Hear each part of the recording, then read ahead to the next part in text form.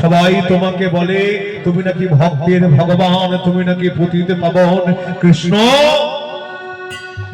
100টা ছেলের মধ্যে কি একজনকে বাঁচিয়ে রাখতে পারতে না যে আমাকে মা বলে অন্তত ডাকবে?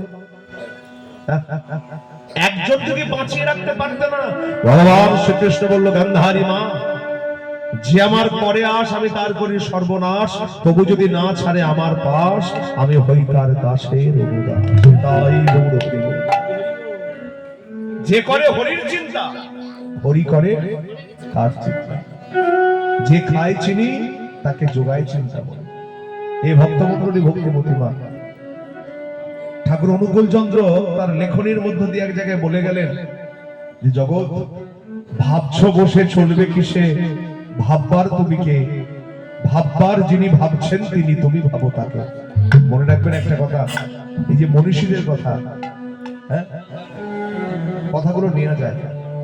রাজহাঁসকে যেমন দুধ দিলে সার বস্তু নেয়, অসার বস্তু ফেলে দেয়, বালুকার মধ্যে চিনি মিশালে যেমন পিপিলিকা চিনিগুলো সার বস্তু গ্রহণ করে বালুকা ফেলে রাখে, ভক্তের ভক্তি হলো সার বস্তু গ্রহণ করা।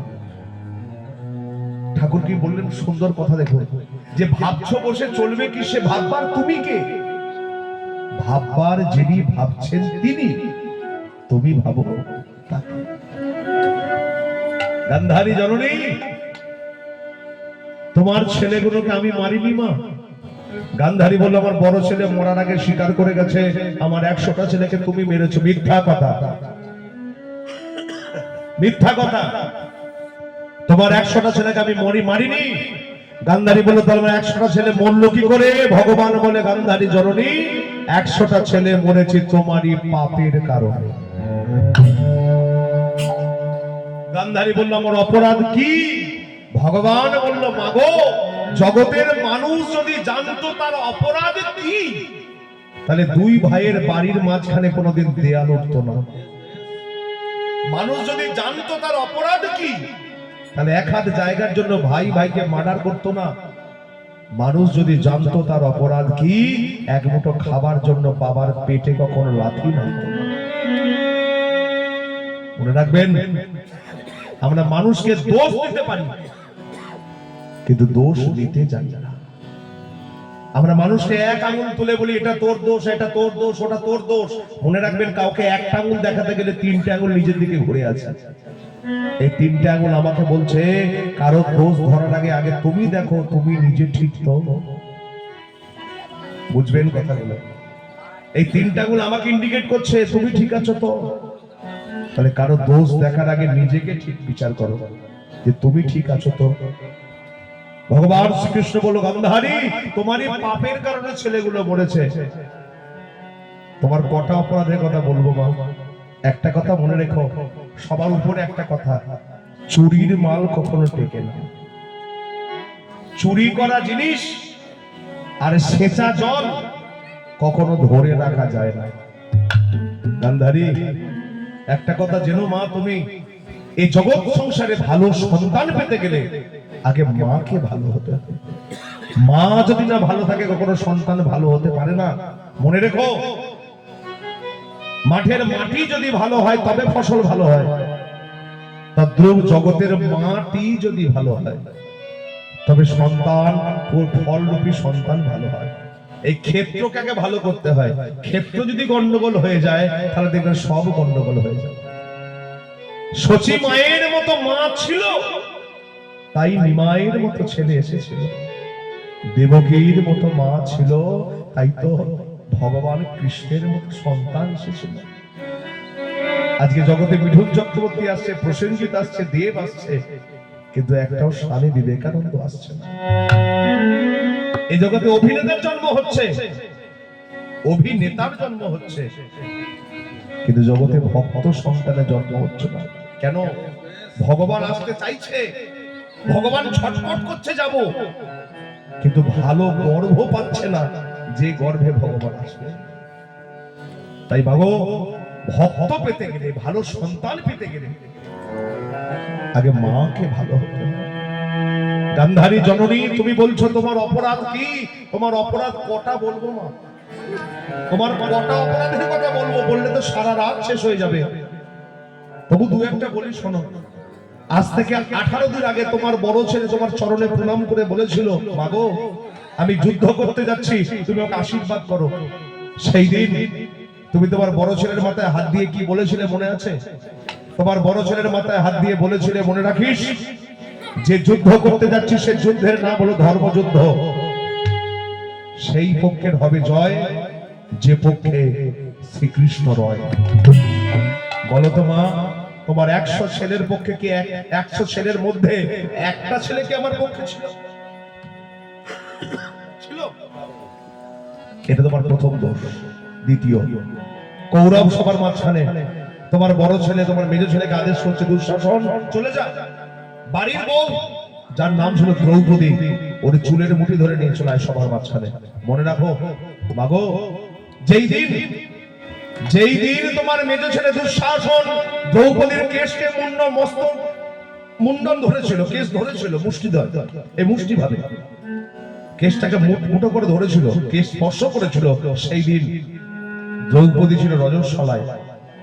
আর সব থেকে বড় কথা হলো, এই জগৎ সংসারে নারীর কেশ স্পর্শ করলে অপরাধে লিপ্ত হতে হয়, যার প্রমাণ ত্রেতা যুগে রাবণ রাজা কেশ স্পর্শ করেছিল, তার সাধের লঙ্কাপুরি পুড়ে ছারখার হয়ে গিয়েছিল।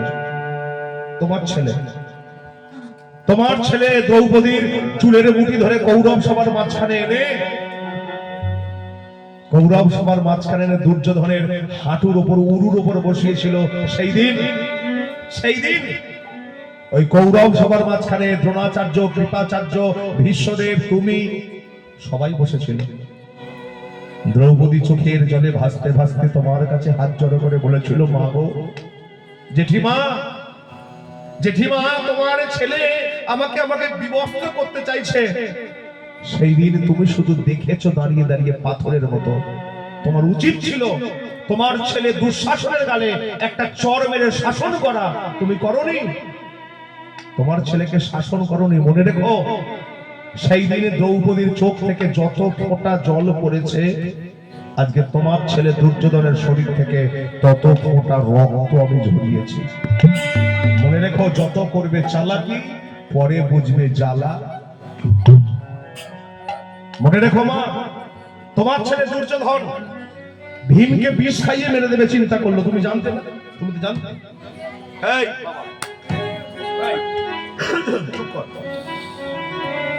তোমার ছেলে দুর্যোধন ভীমকে বিষ খাইয়ে, পায়েসের সঙ্গে বিষ খাইয়ে মারার চিন্তা করলো, তুমি জানতে?